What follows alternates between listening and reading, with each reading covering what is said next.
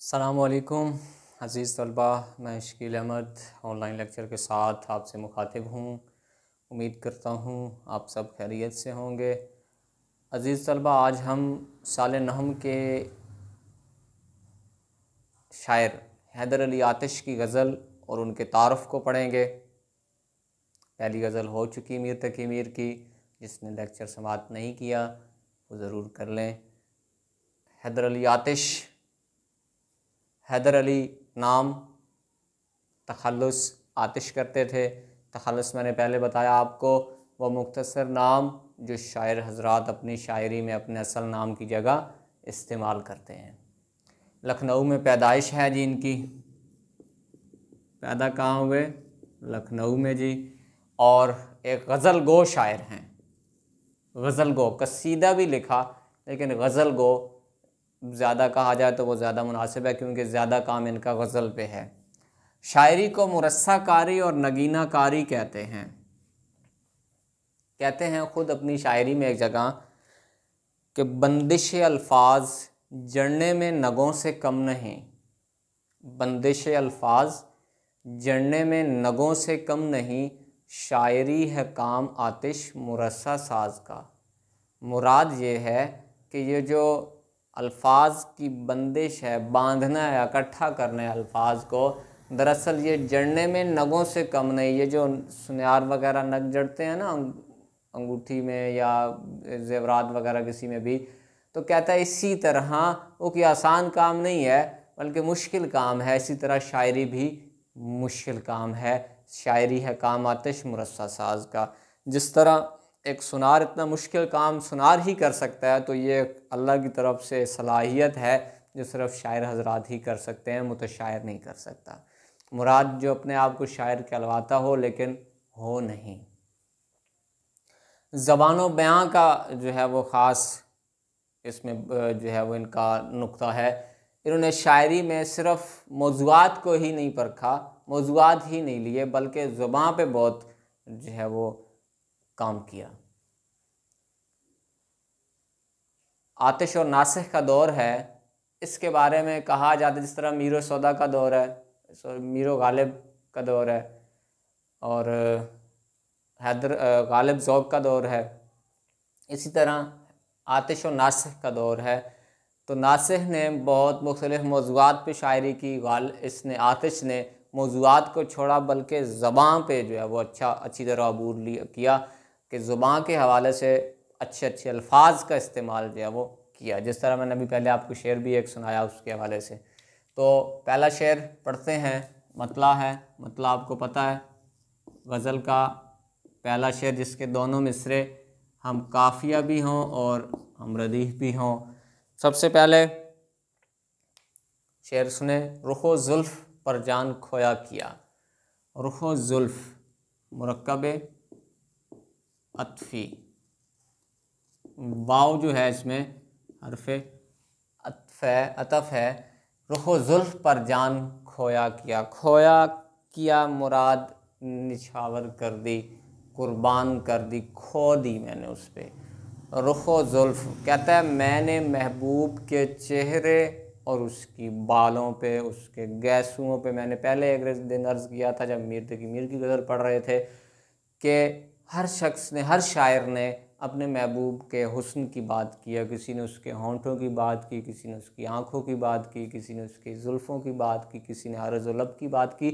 तो यहाँ पे रुखो जुल्फ़ उसके बालों और उसके चेहरे की बात हो रही है। महबूब के रुख चेहरा, जुल्फ़ बाल।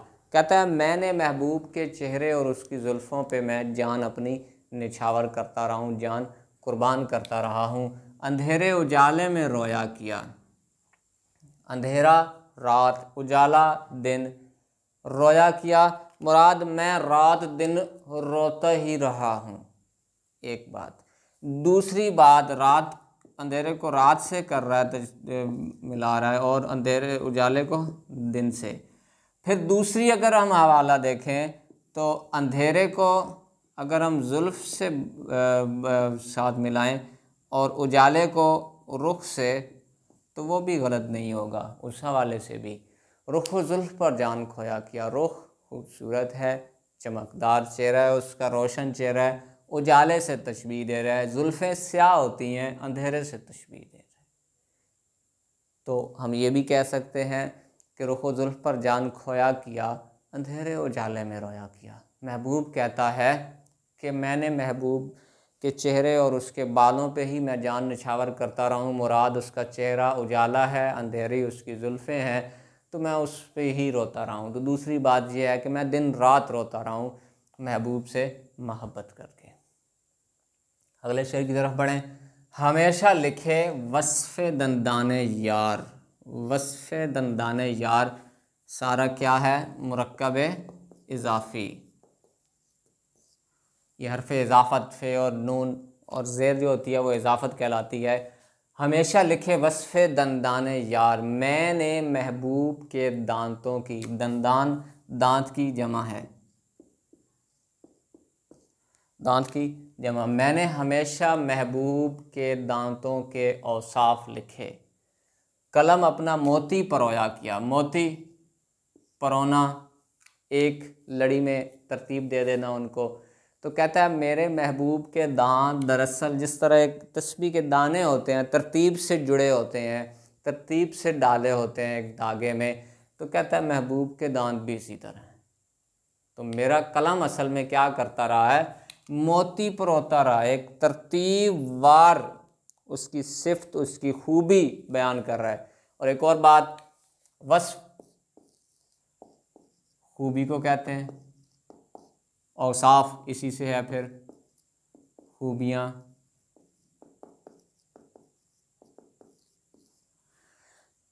दंदान दांत की जमा मैंने बताया आपको। मैंने, शायर कहता है मैंने हमेशा महबूब के दांतों की तारीफ़ ही की है और मेरा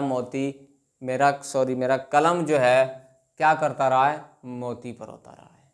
फिर देखें एक दफ़ा, रुखो जुल्फ़ पर जान खोया किया, अंधेरे उजाले में रोया किया। क्या मुराद कर दिया किया।